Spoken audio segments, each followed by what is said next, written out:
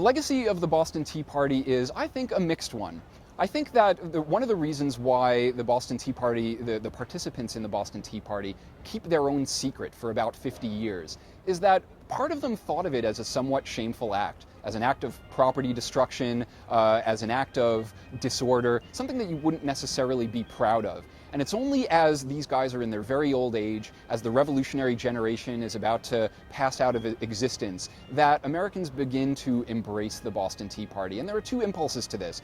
One is an impulse to make it a safer event, to kind of, call it something cute, like the Boston Tea Party, to kind of make it a safe thing to teach your children. But there's another, maybe more radical impulse of Boston workers kind of saying, this was our moment. This was the moment when ordinary artisans and craftsmen were striking a blow against the British, and isn't this something to be proud of in terms of Boston's working heritage? On the one hand, we look at the Boston Tea Party as something heroic, as part of the American heritage, as a crucial event in the run-up to the American Revolution, something to embrace.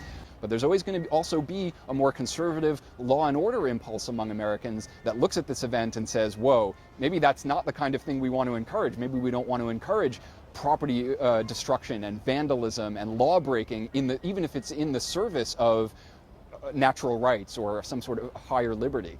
The Americans definitely did dress as Indians when they destroyed the tea. Now, they didn't dress in a way that would have fooled anyone. Everyone knew that these were disguises, sometimes hasty disguises, sometimes no more than a blanket wrapped around your shoulder and a smear of paint or soot on your face. So these were not good disguises, but they were symbolic disguises. They were symbolic in that the Americans were basically saying, look, we expect not to be revealed for who we are. We don't want, we expect not to be punished for this. We expect our townsmen not to rat us out for what we've done. But the disguises were meant to send a message. One is, don't tell on us. And the other message is, we are dressing as Native Americans because we see ourselves as Native American. We are separating ourselves from Englishmen because Englishmen are forcing us to separate ourselves. We want to think of ourselves as being British, but you are forcing us to adopt this American identity. We still think of ourselves as white, but we are emulating the defiant nature of Indians, of Native Americans. We are appropriating their identity, probably in a somewhat offensive way if you were an actual Indian. But we are appropriating this identity in order to make a symbolic point that we see ourselves now as separate from Parliament in this crucial way.